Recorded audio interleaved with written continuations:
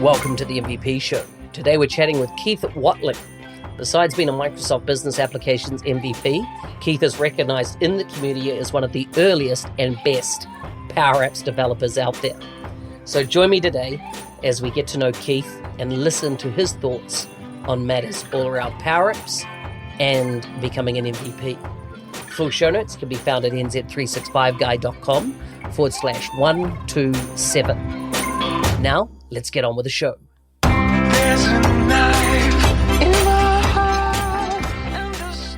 Hey Keith, welcome to the show. Hey Mark, how are you?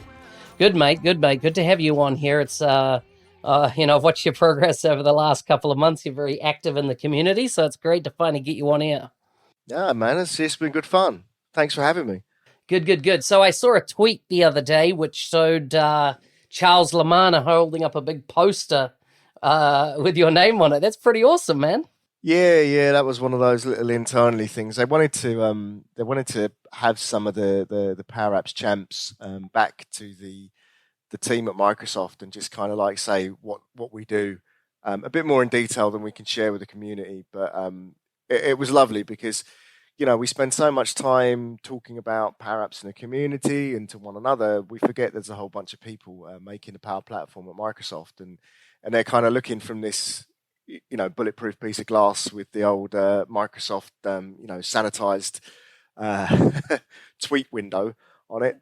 And it's just nice to kind of like turn around to people there and say, hey, look, this is what I do with it. This is why it's great. And this is why you're doing an awesome job. So I love that kind of stuff, man. It's just the best. Awesome. So how long have you been an MVP now? Since May even. So that's what, 2 and a bit months, I think, 3 months. Oh my gosh, it feels so much longer. Yeah, you're telling me. Wow, that's incredible. And tell me about what are your thoughts on becoming an MVP? Were you happy to become an MVP? Yeah, I was happy to become an MVP. I had a lot of thoughts about whether I wanted to do it or not, because I don't generally do well with kind of like the whole concept of an NDA. Not from a you can't talk about it standpoint, but I just don't like closed doors. And I don't like the idea that someone knows a hell of a lot more than I know. So I'm much more of a community is about community and putting this kind of like this closed club down.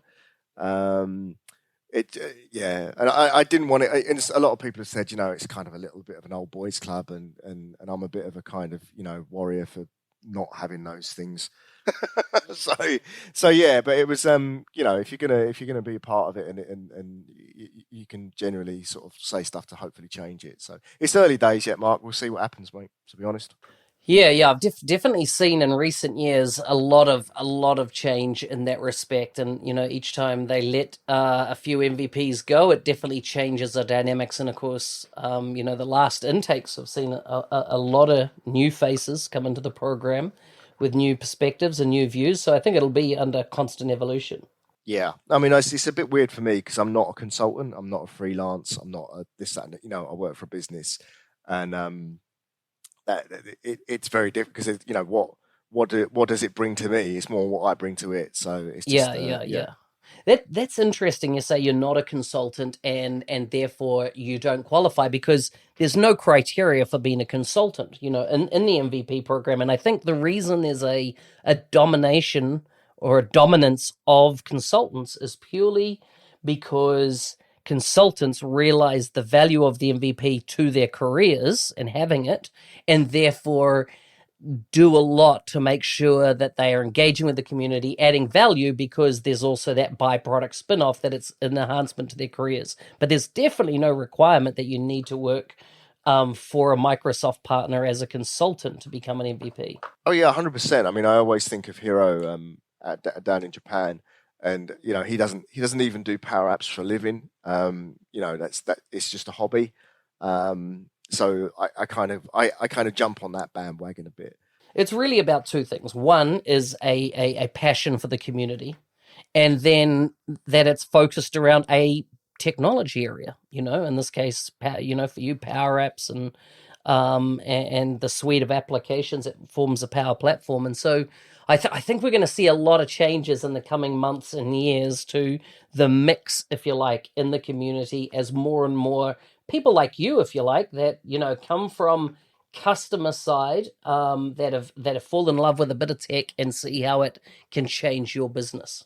Honestly, Mark, sitting there in customer land, right? What I see is I go to a lot of these events, and there's a whole bunch of people there, and they're normally like, normally it's the same group of people, right?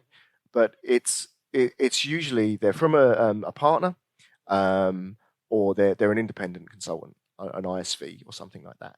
And I think that's really sad, because very like occasionally you get someone from a business come along, and I think a lot of people in businesses don't realize that A, these things exist, and B, that they're allowed to go. I think they think that they have to have permission to go, and I think that's really sad. And I know I've taken a few people from my business along to to a couple of these events, and it's completely blown them away. Hanging around a bunch of people that have got a real can do attitude, and that was the number one thing that they took away. It wasn't kind of like this piece of the technology stack. It wasn't this new cool piece of tech.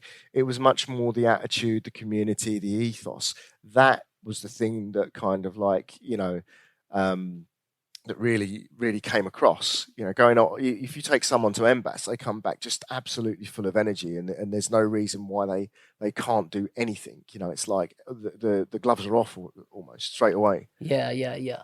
It's interesting too. And Microsoft, only the Power Platform, this is a crazy thing. It was only first used publicly, the term, March last year. Right? It wasn't in existence prior to that point as in a formal name like that. And it's Microsoft bringing these technologies together. So I think to a degree, the reason that it has been very partner centric and not customer centric, and customers not been aware, is partly we're at the start of a bell curve, right? We're really at the formation time of this new tech becoming mainstream in the market. I think so. I think so. I think the more people, and it's never was it more true than doing I think it was a Dynamic Saturday, right? And there's Samit Martin and I, and we're all about to go into a room of people, and Samit Martin and I, we're all very kind of like the same.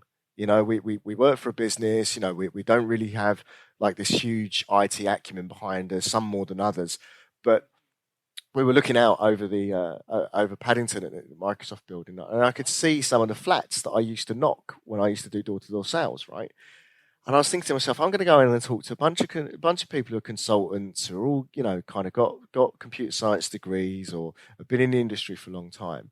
And I was standing there talking. I said, well, how do we get the guy that like, or the girl that manages that block of flats down there, and how do we get like that person who's just cut the grass, and how do we, these other businesses that are sitting down there, the little car business you can kind of see across the road, and you think to yourself, right, they're the people who I really want to talk to. They're the ones who I really want to grab hold of and say, look, we are like you, rather than going into a room full of people and saying, you're not like us, but we can explain to you why we can do what you can do, which was kind of a bit like it does sort of fall on deaf ears. And although you've got the wonder of Samit and Martin and all the incredible stuff that they've done, and it's a lovely, lovely, lovely story, it might touch them, but it doesn't like G them up into thinking that they can do it, because what you really want to do is go and find a person who's pushing the trolleys around the Sainsbury's car park and say to them, look, other supermarkets are available. Look, you can go and do this, and there's nothing stopping you at all. Yeah, so true, and that brings up something else you and I have discussed, which is not understanding the beginner's mindset. Yeah, that's number one, man. Like the first, it's like the first thing when you become an expert in something, the first thing you forget is what beginner looks like. It's so easy to do. It's so easy to become dismissive of what that thing is, and it's easy to grab that mouse when you're sitting there training someone. It's just so easy to like, oh, give me the mouse. I can do it for you, and you got to get over that. And beginners a really tough time. really, really tough time because you've got people coming from all over the spectrum across various. I mean, never was it more true. I used to way, way, way back when in the late 90s, I used to teach 3D computer graphics, right? And I had these mad evening classes, and I'd like people who come in who were IT whiz kids, right? Wanted to do like amazing stuff and like build these amazing. And then I had these other group of people who were artists, you know, and in the same room. And the artists are like tech level zero. And I never forget someone just sitting there wondering, like looking at the mouse, going, I don't like right click. What does that mean? They were used to using a Mac, and and even then, there was another guy just had never used a computer before, really. But by give him a couple of weeks, and the guy who was a really good sort of people's drawer. He was making all these incredible faces and these incredible kind of like I remember this dinosaur head he made, like absolutely unbelievable. But the tech guys are down the other end, like playing with all the settings and playing with the like trying to get it to do this clever thing and that clever thing, and they're just bringing that sort of beginner bit together. You've got to address beginner in different ways for every individual, and that's where it gets really, really tough. How do we address that beginner's mindset then within the Power Apps arena? I think like even though Power Apps is really straightforward, like I perceive it as being straightforward, to some people it's an incredibly difficult thing to grasp. Like, so there's two bits. There's people who have got no app building experience whatsoever, and there's people who have got some app building experience, right? And if they've got an app building experience, 9 times out of 10 they come to it with this kind of like empirical code kind of view, where you've got to bear in mind that Power Apps is declarative. Now, even just saying that out loud, right, it disqualifies a whole bunch of people. Like, they don't understand what that means. And even some of the coders who have got a little bit of experience aren't going to understand what that means. Um, personally, what I'd love to see is Clippy coming back into Excel and saying, "Hey, look, it looks like you're trying to build some sort of data capture, some sort of app. Um, this is where you need to go, and this is where you need to go, which is the Power Platform. Go and try that out." But also, like when we do these sessions, just understanding that maybe like app in a day could be for more than one group of people. So it could be like, right, all the people who have got no app building experience are on one side of the room, and all the people who are kind of like technologically savvy on the other. And that way you can build it. But you know, I tell you for now, I've seen people with zero skill build better apps than super tech people, and vice versa. So it all depends on what you're coming from.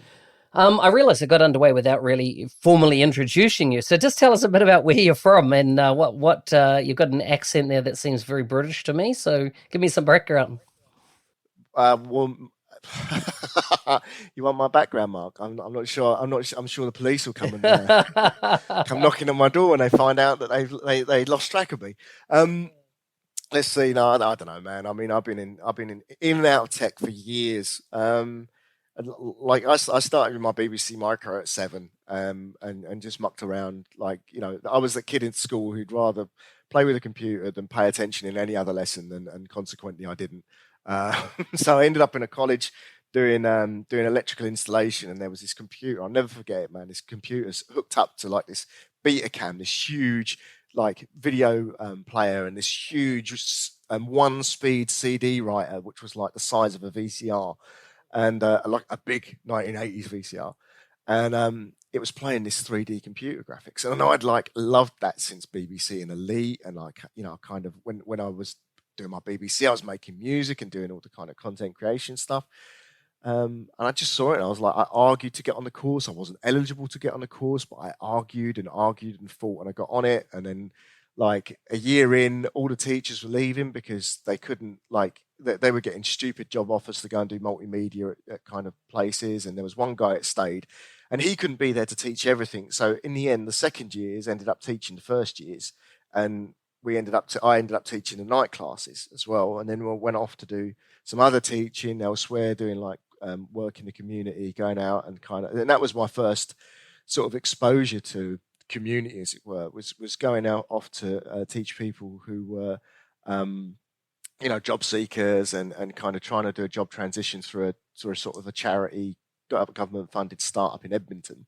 And if you know Edmonton, it's not the nicest of places in the world. Sorry for all the people who live there. But yeah, it's pretty rough, and it was pretty rough back then as well. Um, and yeah, like I kind of bumbled around a bit. I went off and did a bit of traditional graphic design. Although that sort of lifestyle didn't really suit me, that freelancer lifestyle at the time, and then ended up in like doing some training software for banking, like making interfaces for that, and and then the dot-com bubble burst, and we all got made redundant, and I knocked on doors for a bit, and then went and drove a bus. Yeah. And so, what was your foray? I'm sure this is well documented. Just give us the 1 second view. How did you start with Power Apps? I clicked on the purple button. In what application or on what browser? What brand? I think it was Chrome. No. So what? So how did you end up at that website? How did you end up at the website? Well, my mate had said, like, why don't you have a look at forms online, like Microsoft Forms. So I looked at it. Didn't do context sensitivity. Didn't do a whole bunch of things I wanted to. And then, like, there was this Power Apps button, and I clicked on it, and I was like, "Oh, that looks hard." So I turned it off, and a week later I came back to it, and I can't even remember like I didn't do app in a day. I just downloaded. I took one of their apps, I took it apart, and I put one together, and that was great fun, man. That was, And that was it. You got yeah, hooked. yeah, that was it. Like once you figure out how one of their pro-built apps works, even then they were pretty rough. Like the templates. Um, yeah, you kind of really you get a feel for it, and then you just like the docs are brilliant. Like they're some of the best docs ever, and they've got examples of how to do it, and it's a lot better than like that kind of traditional, looking down a barrel of a gun sort of thing at some of these, like at Python and all that kind of stuff. When you're kind of looking at the code examples for that, this has actually got some sort of relevance and consistency So that you how can how long understand. ago was this? When you clicked on the purple button? I think it was late 2016, early 2017. It had just kind of gone GA, and I was bumbling around, and then kind of like they've got that whole telemetry thing where they see people doing cool stuff with apps, and that's where the Power Apps Champion thing came about. And can you explain just a bit about what the Power Apps Champion program is? Yeah. So I mean, it's awesome. Like you can really see Microsoft's vision for the future here. So they've got some anonymous telemetry of what users do. They don't know who they are. They reach out to the business and find out. But yeah, so they kind of like they're watching, as it were, and they're looking at sort of I don't know if it's how many apps or what the apps do. Couldn't tell you. But you get a little kind of drop down at the top says, hey, do you want to be part of the Champions program, the Perhaps Champions program?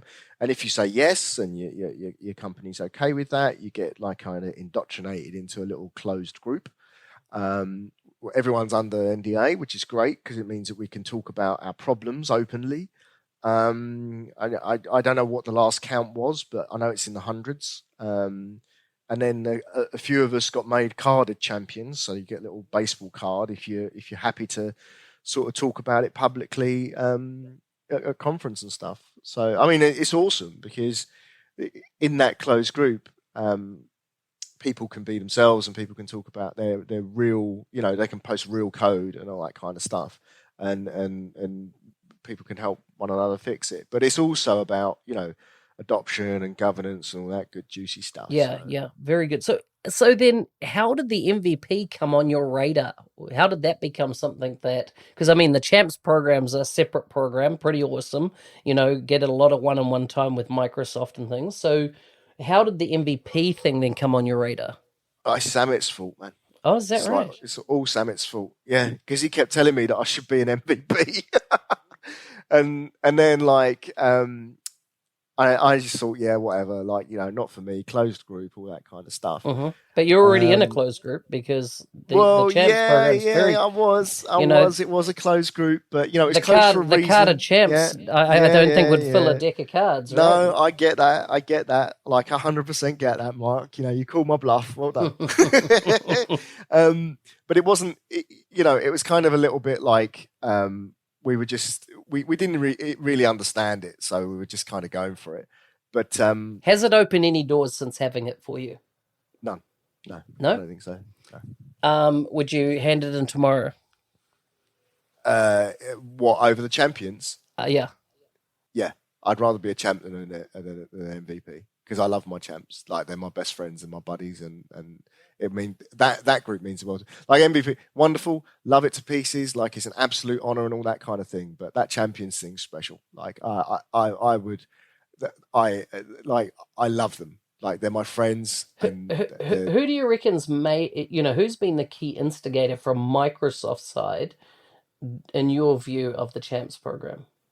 I think it's probably Surab Pant and Samir Bankar from the now the customer advisory Yeah, team, the cat team. Yep. the Power Cat team, um, and just like it's this, it's hard to explain. It's this kind of like warm hug of a thing, you know. When we first met at the MBAS last year, at the original MBAS, there was a bunch of us got asked out there to speak, and we tried to walk probably about quarter of a mile to see something on the day before the event. We were just going to go and like do a little bit of sightseeing.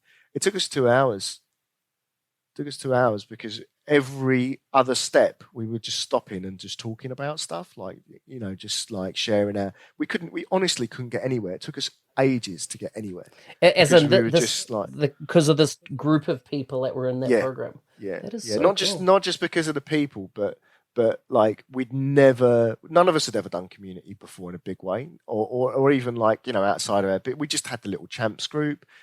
We were chatting that, you know, but it was just mind blowing, you know. And there was so many incredible people there, and you know, there was the guys from SNCF and Michelle and Samit and Martin and Nick Gill, you know, and Jonathan from and all the rest of those guys, you know. Just having it like, you know, Eric McKinney, hanging around with Eric McKinney. I mean, good God, like, you know, you're gonna have a great time, aren't you? So we were just like, it was just incredible, you know, and listening to Samit's story, listening to Martin's story, and that kind of like that whole dyslexia thing, that whole struggle with everything, and I was just like, man, that was just so me, and I can be, you know, I don't feel, I feel part of the group. I don't feel like I'm struggling to be part of the group, and MVP is very much like, still don't feel like I belong there yet, at Interesting. all. What do you, in your view, what do you think needs to happen for the MVP program to modernize? Oh, I don't know, man. That's a big question. I know I that's just, why you know, I'm asking you, mate. As in, I, I know you, I know you're a thinker. You can come up with some answers. well, you know, what's it mean? It needs to start talking to people who, like, there's a whole bunch of super passionate people who I truly love and respect in that group of people. Like, you know, Peter Venstra, he nominated me. I'll come out and say, because, you know, the guy just kind of like out of nowhere, just boom and nominated. I was like, well, do I really want to do that? And okay, right, I'll just load everything in and see what happens. You know, we'll just chuck everything. But what I think what it needs to do to change for me, from my perspective, is I very much struggle to find other me's in that world, right? So like those MVPs are just like, they're so technologically adept. They're so like, you know, been programming for 3 million years, or, you know, done 20 years in this and 20 years in that, and it's really tricky for someone like me to come at it from the Power Platform and say, well, this thing's only been around for 2 years. And some of the original sort of like Power Platform MVPs, they were already SharePoint MVPs, already Dynamics MVPs, and all that kind of stuff. So yeah, and then there's that whole kind of like competition thing. And if you've got a job and you've got kids and all the rest of it, it's incredibly difficult to try and fit it all in. What do you mean by So competition?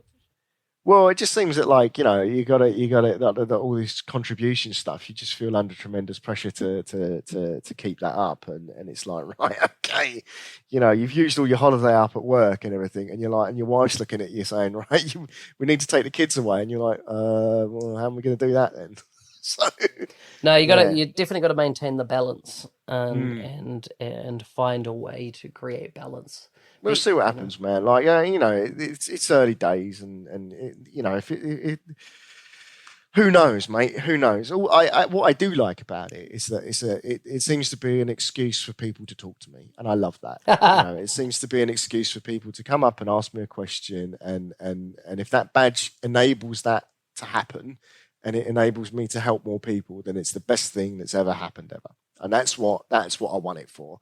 I don't want it for anything else other than that. It's like, if you got a power platform question, ask Keith. He'll jump on a call with you. He's happy to unblock you. Do you know what I mean? Like that. If that was my strap line, yeah, that's my strap line. I like it. I like it. Well, our time's almost over. I've got a couple of quick fire questions for you. You ready? Go on in. Okay. What's the one thing you like that creeps other people out? Japanese cartoons. Oh, okay. Creeps my wife out. Can't understand it. Which celebrity do you shamelessly follow in the news? None of them. I don't have time, dude. What's the last product you returned? Whoa. What is the last product? I don't return anything. Mm-hmm. No, as an I would struggle. I when I was thinking. Yeah, man. What was the last product I returned? God, I don't even know. Oh, I know. Yeah. I know exactly what I returned. Some 20 mil conduit lug nuts. Why were they wrong size? Sorry, 20 mil conduit glands. Because I bought the wrong thing. Well, Yeah. they're meant to be 35 mil or something. No, it was, I got this thing about wires on the exterior of houses, and I like everything in conduit. What can I say? Yeah, no, I'd agree. I like it nice and tidy. I've done a whole bunch of electrical wiring in my past life, so I know what you mean. Yeah, me too. What would your rap name be? G Ninja. G Ninja. G Ninja. Yeah, definitely. Why? Ginger Ninja. Ginger Ninja. Ginger Ninja. Yeah, G Ninja. Yeah. Classic. Yeah. Keith, it's been fantastic to have you on the show. If people want to get hold of you online, they want to follow you, that type of thing, where can they find you? At Keith Whatling on Twitter. At Keith Whatling, as in WH. Yeah. WHALT. WH. LING. ATLING. Yeah, that's the one. Does H come from England? Because Australians say H, but in New Zealand we're always taught to say it as H, not H. Oh, I don't know, man. Like, don't. Like, I've only just learned to spell. What are you talking about? Yeah, You're asking me difficult questions like that. I've never learnt to spell. I tell you, if it wasn't for Grammarly and spell check, I would. Grammarly is a godsend. Totally. Absolute godsend. Totally tells me where to put the commas in the right places and things like that. It's amazing. Yeah. Awesome, man. Yeah. Well, if anyone wants to follow you, what was that again? At Keith Whatling on Twitter. I got a little YouTube channel, and I'm on LinkedIn as well, but I don't do that as much. Twitter's where it's at, man.